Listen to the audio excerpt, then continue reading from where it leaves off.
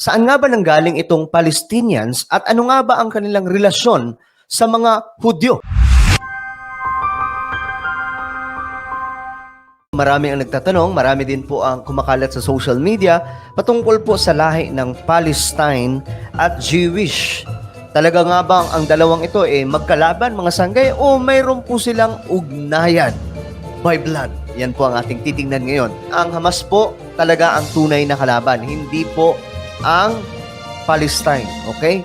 Para lamang po sa kaalaman ng lahat, hindi po mga Palestino ang kalaban ng Israel, kundi ang Hamas lamang. Itong Hamas ay terror group na tinagurian ng Western country at nakita naman po natin ang ginawa ng Hamas sa Israel. So ang lahi ng Jewish mga sangkay or mga Israelites, galing po yan kay Abraham, Isaac, and Jacob. Yan po, si Abraham ang tatay, nagkaroon ng anak na si Isaac, at itong si Isaac nagbunga naman kay Jacob, at kalaunan itong si Jacob pinangalan sa pangalang Israel. So itong si Jacob or Israel nagkaroon ng mga anak, at ito po ay ang tinatawag ng 12 tribes ng Israel. Ang Diyos ay nagkaroon po mga sangkay ng pangako sa Israel. Ito po ay walang iba kundi ang land of Canaan. At ito po ngayon yung mga sangkay na bansang Israel. Kaya nga lang, mahaba po ang istorya dyan. Yan po yung mapa ng unang Israel. Makikita po natin, ito po yung kabuuhan ng Israel. Nandyan po yung 12 tribes: Simeon, Judah, Reuben,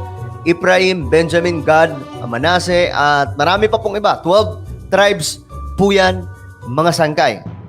Kaya nga lang, matapos po ang panunungkulan ni Haring Solomon, ang kingdom na ito, na iisa lamang po noon, ay na-divide into 2 kingdoms. So ito yan mga sangkay. Nahati po siya, north ay naging Kingdom of Israel, at ang kabila naman ay naging Kingdom of Judah. Sa Kingdom of Israel mga sangkay, ito dito, mayroon po siyang 10 tribes na hawak.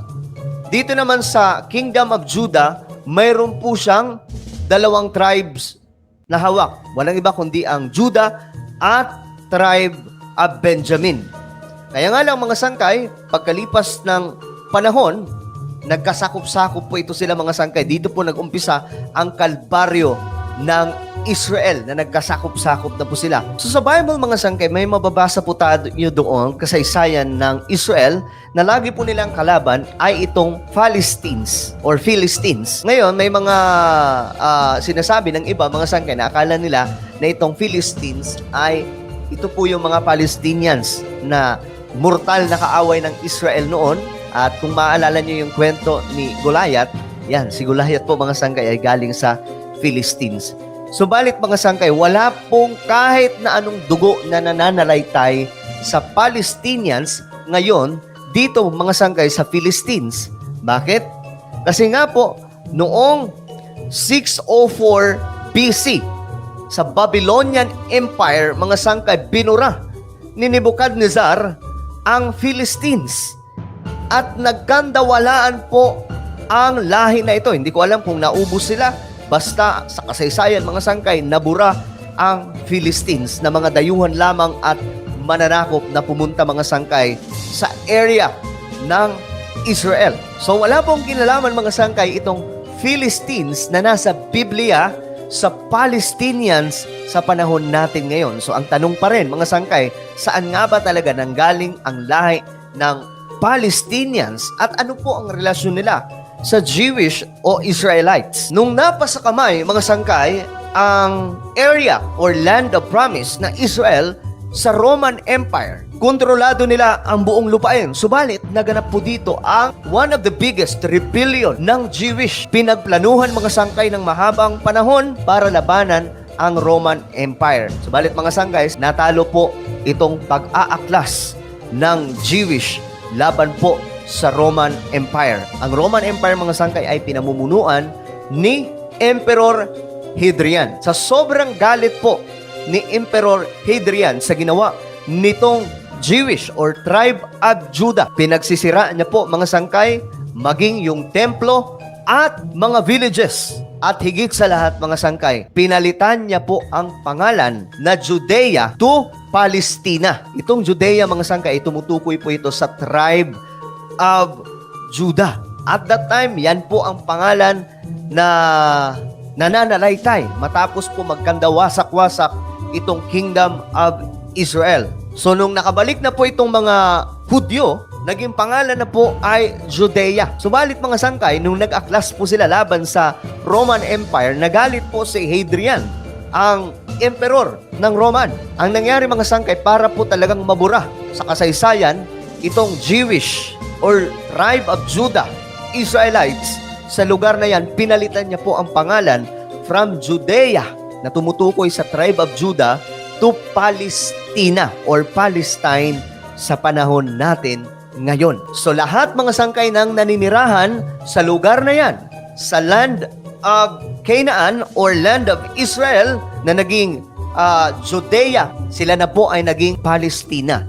At that time mga sangkay, marami po ang nag-alisan na mga Hudyo dahil nga po ayaw na ng Roman Empire sa kanila dahil sa kanilang pag-aaklas. Subalit ang tanong, at that time ba ang Palestina ay may naiwan pa rin po mga Jewish na kung saan inaayawan na ng Roman Empire? So after mapalitan ang pangalan ng Judea to Palestina ng Roman Empire, lahat ng taong nakatira sa lugar na yan ay tinatawag na pong Palestina sa mahabang panahon. So ang purpose para ma-erase po talaga ang kasaysayan ng mga Hudyo. At isa rin po sa dahilan mga sangkay kung bakit po ginawa ito ni Hadrian ng Roman Empire. Sa Biblia, mga sangkay, napag-alaman niya na ang mortal na kalaban nitong tribe of Judah or Israelites ay walang iba mga sangkay kundi itong Philistines, na kung saan isa sa mga matunog na kwento ay yung laban po ni David kay Goliath. Kaya ginamit niya po yung Palestina kasi ito po yung pangalan na familiar sa Israelites. Walang iba kundi itong Philistines na mortal na kaaway ng Israel. Talagang bumuhos yung galit ni Emperor Hadrian sa mga Hudyo. Kaya pinalitan niya po ang buong pangalan na ito at nawala na po ang kahit nakatiting na pangalan ng kahit na sinong Israelites. Dito na mga sangkay, after nyan pumasok ang Ottoman Empire. Ang Ottoman Empire mga sangkay, ito po ay mga Muslim na kontrol ng Ottoman Empire ang buong area, buong kalupaan na yan mga sangkay. Siyempre kasama po dyan yung Israel or Palestina na ipinangalan nga po ng Roman Empire. At marami po sa nakatira sa Palestina, ito pong lugar ng Israel, ay pwersahang nakontrol at na-convert sa Islam. So karamihan mga sangkay sa nakatira sa Palestina at that time, converted na sa Islam. Dahil nga po yun ang namamahala, ito pong Ottoman Empire. At pagkarating mga sangkay ng World War I, napabagsak naman mga sangkay ang Ottoman Empire at dito nahawakan ng Britanya ang buong Israel or Palestina. Pinabalik nila ng tuluyan ang mga Hudyo. Subalit mga sangkay, sa pagdaan ng panahon, dumating na naman ang World War II at dito muntik na naman maubos ang mga Hudyo dahil kay Hitler. Talagang inuusig po itong mga Hudyo ng kahit na sinong lahi mga sangkay. Parang ito po yung kaparusahan sa kanila, sa kanilang pagtanggi kay Jesus Christ. Well, nasa propesiya naman yan mga sangkay. Napag-usapan na rin natin yan na itong Israel ay pansamantalang bulag sa panahon natin ngayon. Pero darating pa rin po ang panahon na babalikan po sila ng ating Panginoong Diyos. Ayon po yan sa propesiya ng Biblia. So, noong World War II, muntik po maubos ang mga Hudyo. At sa pagkakaalam po natin, nasa 6 million po ang talagang namang nasawi at that time. Dahil po sa ginawa nitong Hitler ng Germany. Kung tawagin po yan mga sangkay ay Holocaust. Buti nga may natira pang mga Hudyo, mga sangkay, or tribe of Judah. Kasi itong tribe of Judah, ito na lamang po yung kaisa-isang natitira. Ang 10 tribes na wala na. So, pinakamatindi po talaga yung 10 tribes na wipe out po talaga yan. At hanggang ngayon, hindi natin malaman kung asan sila. So, after ng World War II, pinaboran po ng West ang Jewish. Dahil sa kaawa-awa sigurong nangyari sa kanila. Imaginin mo naman, 6 million. Muntikan po talaga silang ubusin ni Hitler. So, naawa po yung mga leader at that time. Ang nangyari, pinabalik po sila sa Palestina, sa kanilang lupain mismo na ang pangalan dati ay Israel na land of Canaan. Kaya nga lang, at that time mga sangkay, Arab na po ang naroon Arab Palestine na po ang naninirahan sa lugar ng Israel. So medyo nahirapan po dito mga sangkay, pero wala pa rin pong nagawa ang Arab countries or nations. Noong 1947, hinati po sa dalawa ang lupain ng Palestina. Ito po ay original land of Israel. Hinati po sa dalawa mga sangkay. Mayroon pong sa Palestine at mayroon din po sa mga Hudyo. Bagamat ayaw po talaga ng Arab countries na mangyari ito, wala pa rin po silang nagawa dahil Western po ang nagdesisyon. Dahil nga po sa kaawa-awang nangyari sa Jewish or tribe of Judah. At tama lang din naman mga sangkay na maibalik naman sa kanila ang kahit papaano kalahating area na sa kanila naman po talaga. Original, thousands of years, 1948 mga sangkay na itatag ang bansang Israel nung mahati na po ito sa dalawa. So dito mga sangkay, formal na pong naitatag ang bansang Israel ulit matapos po ang napakahabang panahon na pagkasakop-sakop nila. Kaya nga lang mga sangkay, ang nakakalungkot dahil nga ayaw po pumayag ng Arab countries na makabalik itong Jewish dahil matagal na rin po talaga sila dyan. Ang nangyari mga sangkay, nagkaroon po ng napakaraming digmaan. At itong digmaan na ito mga sangkay laban sa Arab nations na pagtagumpayan po ng maraming beses ng Israel.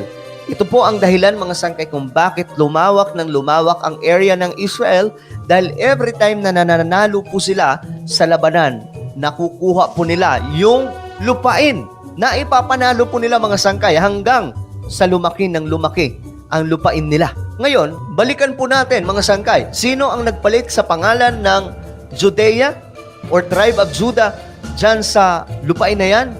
Walang iba mga sangkay kundi ang Roman Empire.